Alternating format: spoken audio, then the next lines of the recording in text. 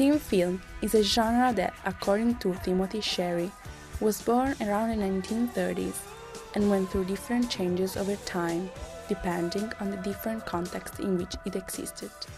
Despite their limitations, American youth films since the 80s have portrayed a generally diverse and most often positive image of teenagers, depicting them as an increasingly self-aware group who are still learning much about life and who they are. The audience this genre targets is teenagers and young adults. Movies of this kind are usually characterized by a plot that concerns typical adolescence issues, such as growing up, trying to fit in, peer pressure. You ever done it? Rebellion, angst, anger, conflict with parents. Your intensity is for shit! Win! Win! Win! Alienation,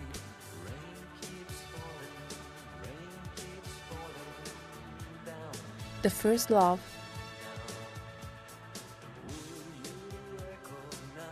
and sex, with virginity loss as the primary plot line.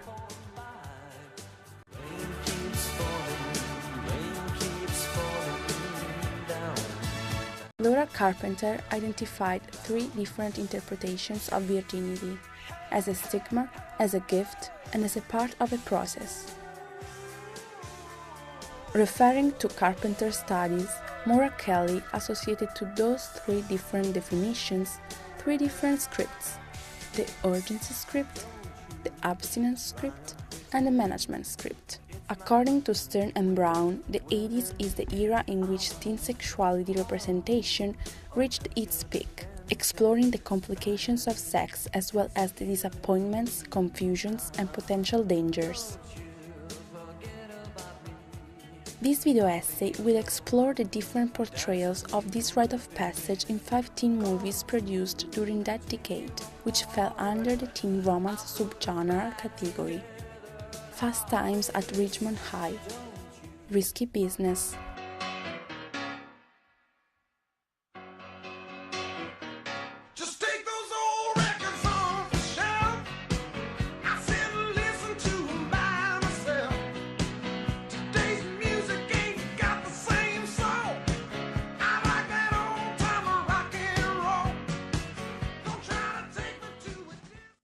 "16 Candles", I can't believe this. They fucking forgot my birthday. The Breakfast Club,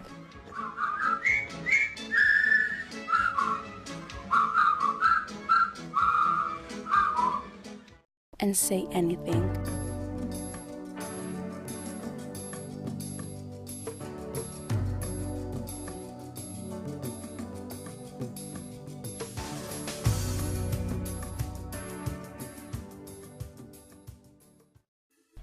The urgency script sees virginity as a stigma.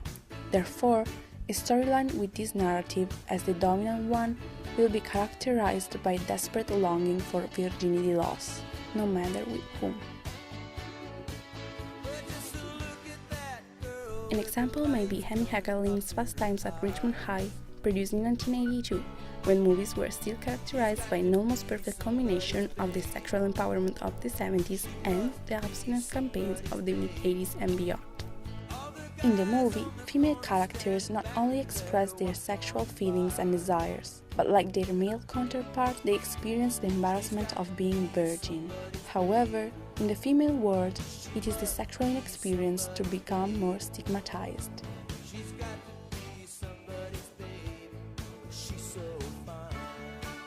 It is possible to see the female character Stacy constantly asking for sexual advice to her older and consequently more experienced friend. When a guy has an orgasm, how much comes out? Quart or so. However, female characters who perceive virginity as a stigma experience more negative outcomes than male characters. I just want you to know that I'm pregnant. How do you know it's mine? I mean, we only did it once. Linda, you didn't show up. That little prick. Linda, please don't do anything. I don't even like the guy. Stacy, he's not a guy. He's a little prick. An example of movie hero who interprets virginity as a stigma may be Risky Business' protagonist. The film, directed by Paul Brickman, was produced in 1983, and it narrates about the frustrated virgin senior Joel. A good time, Joel. In the privacy of your own home. What else can you ask for? I'll make my own calls, thank you. Then, call. Mocked by his friends and tired of feeling anxious about his sexual performance, he decides to speed up the clock and put his mind at rest.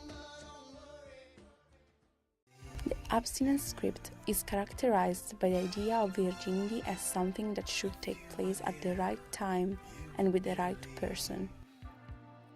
Carpenter associated this narrative mainly to films produced starting from the mid-80s, when transmissibility of AIDS among heterosexuals was acknowledged.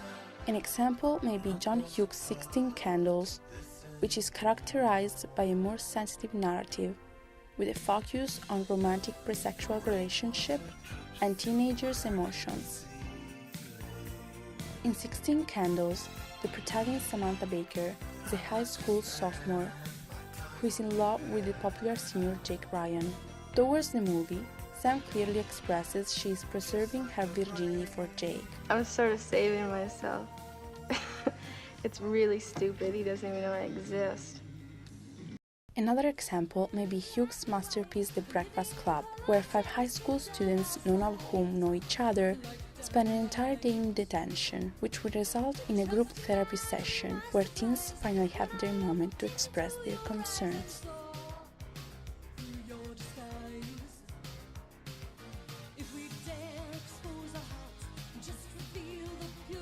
Just answer the question. Why don't you just answer the question? Be honest, no big deal. Yeah, answer it. Answer the question, Claire. Talk to us. Come on, answer the question. Don't be Come on, a it's jerk. easy. It's only one question. No! I never did it!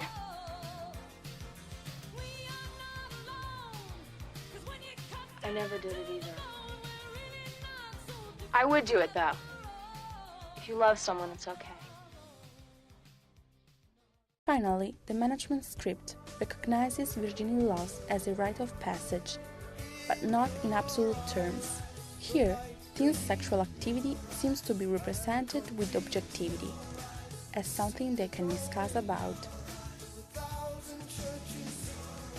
And although it is still presented as an important step, its inevitability is recognized. Cameron Crowe's Say Anything is an example. It is a revisionist teen film that demonstrates the risks and rewards of romantic patience and loyalty in a sophisticated and mature relationship.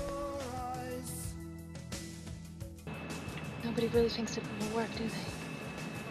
No. You just described every great success story. To conclude, sexuality constitutes a central feature of identity, through which individuals are defined by themselves and others. That is why early experiences appear to be crucial. Teen sexuality representations vary according to the movie's dominant narrative. Gift narratives tend to overestimate first sexual experiences and the pleasure that derives from them. Are you okay? I think I came. Didn't you feel it? Yeah, I guess I did. And this kind of script usually tend to associate negative outcomes with inappropriate sex. Under this perspective, sex should be experienced as a natural result of romantic achievement. In the stigma narrative instead, virginity is given no importance. It is not such a big deal to lose it. It's no huge thing, it's just sex. Finally, the last narrative, the management one, offers an in-between the other two, where learning about sex is an ongoing process, and where teenagers are parents of their decisions and sons of their consequences. According to Sherry, Over the past few years, teenage sexual activity found its way back to the screen in less threatening but more mature ways, and adolescent depictions in general increasingly more complex, dynamic, and revealing.